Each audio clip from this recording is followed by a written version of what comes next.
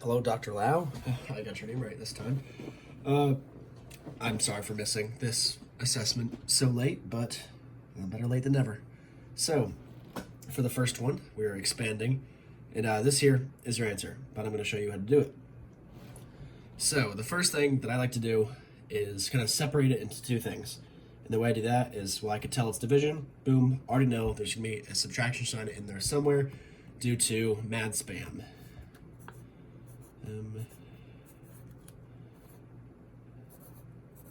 Yes, that. So that means if we multiply, we're adding. If we divide, we're subtracting. Or to the power, and then we're multiplying.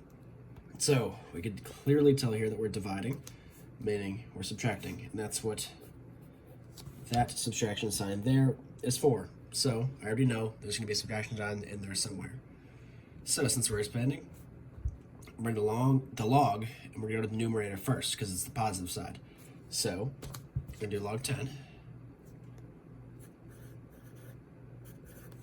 Okay, and the reason why there's a 6 here is because the PM here, that means we're going to put this 6 down here. So plus, again, because it's on the positive side, plus 6 log, and then, so we add another log here, and then we have the x plus 1 from right up here.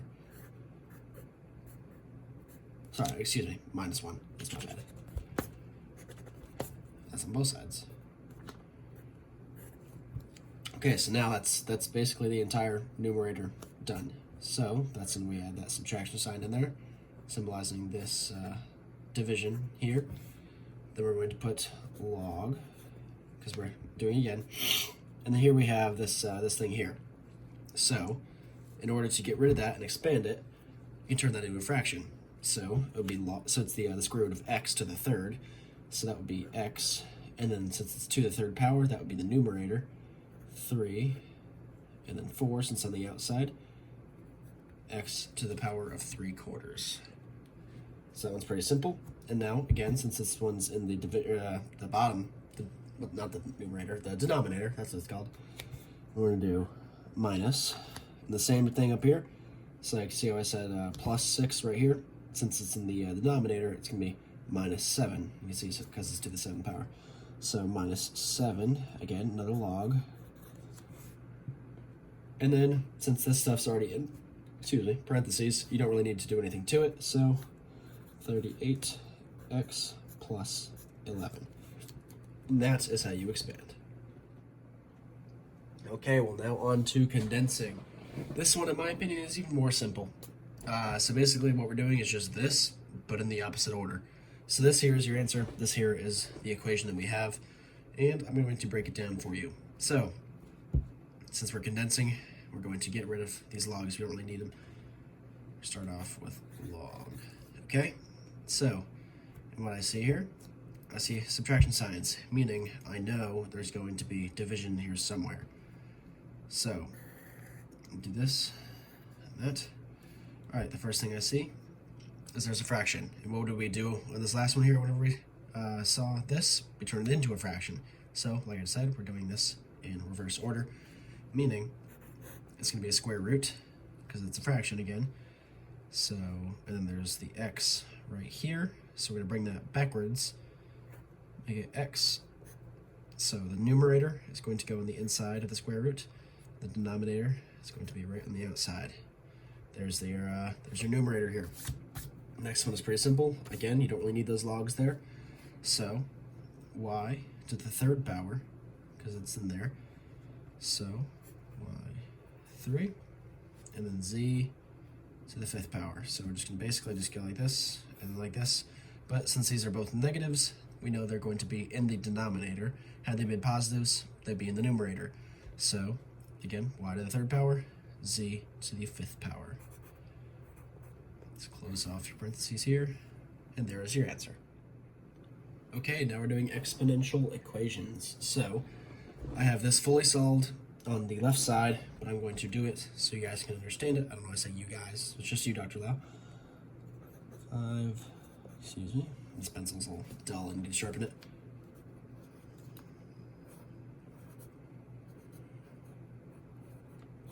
just copying down the problem. So basically, we're essentially solving through x using exponential equations here. So what the first thing we're going to do is subtract this 5 here. So you want to get everything off to one side. What that gives, I'm going to hold the paper here. So what that gives me is 3. Oops, let's go up.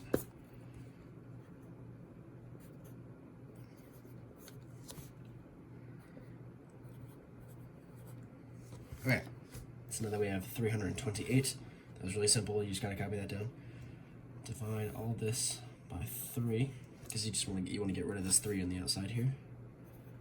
So what that gives us is 9 to the 4x minus 5 is equal to 328 divided by 3. I'm going to put this in parentheses here, just so we know that that's together.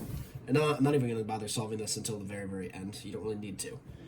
So, in order to get rid of this base of 9, not base of 9, but in order to get rid of this 9, you're going to have to take the log of that 9. So, log 9. I'm not sure how well you can see that right there, but it says log 9. That's going to cancel that out. But since we did it to the left side, we have to do it to the right.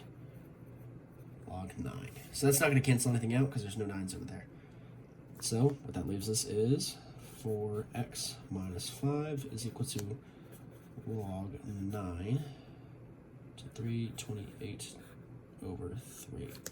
And again, I'm not going to solve that till the end. So next thing we're going to do is what else can we get rid of? We can get rid of that 5. Plus 5 plus 5. So 4x is equal to log 9 28, that looks like a 2 over there for some reason, divided by 3 plus 5. Okay, and then what we could do from here is, now that it's all simplified, we could put this bad boy into Desmos. What that will give us is, well, I mean, we're going to have to divide by 4, obviously. Put that in the Desmos. What that will give us is x is equal to 1.754. And that is your answer. Alrighty, on to the next exponential equation. So this one, in my opinion, is a little bit more simple than the other one.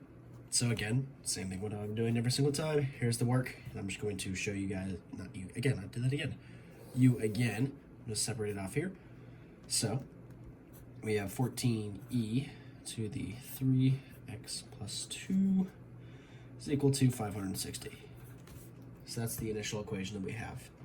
So the first thing that we could do is get rid of this 14 here. So how we do that is divide by 14. We're going to do that on both sides. All right. So now that we have that, this is obviously going to cancel out, giving us e to the 3x plus 2 is equal to 560 divided by 14. Now that we have that, how do we get rid of this e? We do that by doing natural log. So ln, do a cursive L, makes it easier. That way you don't confuse your L's for a 1 or something like that. So a cursive L is the best way to do things. So you have your ln. What that gives us is 3x plus 2 is equal to natural log 560 divided by 14. Next thing we're going to do, subtract this 2 here. Just get it out of the way. Cancels out. Add to this side, because what you do on this side, you have to do this side. And I'm just going to save a little bit of room. I'm just going to do this here. Divide by 3. Normally what you would do is just write all that again here, and then do divided by 3. That way it shows you each step. But I'm not doing that because I want to save a little more space in the paper here. So divide that by 3, and what you can do is you can throw this here into, well, x equals, and then this here, into Desmos, and what that will give you is x is equal to 0.563. Boom. There's your answer. Now on to logarithmic equations.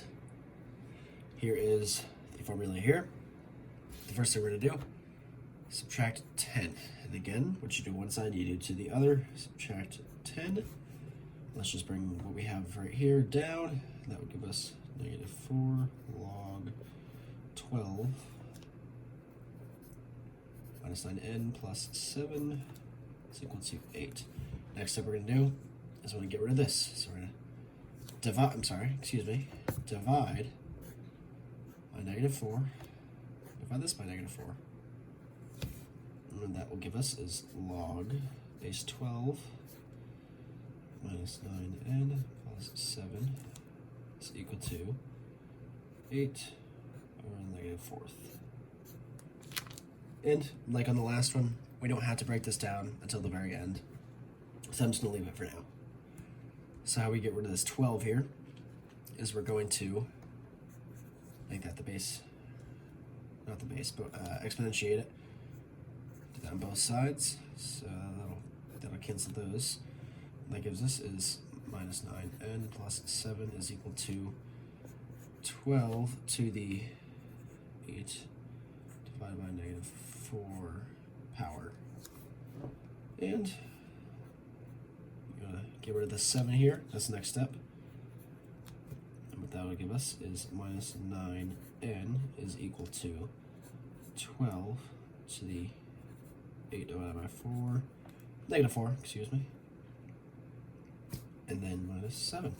So, last step here, well, second to last step, get rid of this 9, throw that into Desmos, and what that will give you is n is equal to 0.7 repeating.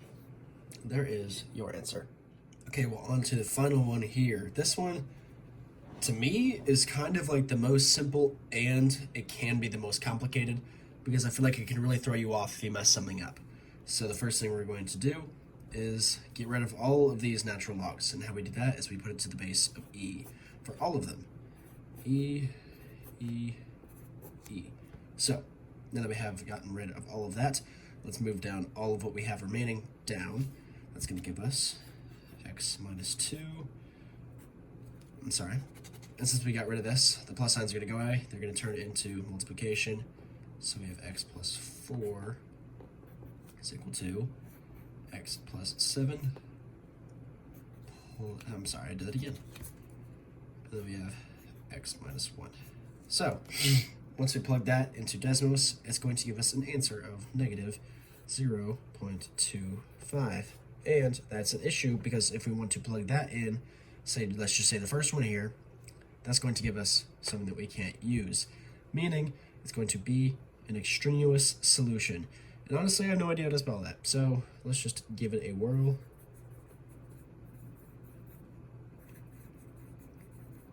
Extraneous solution. And that is your answer.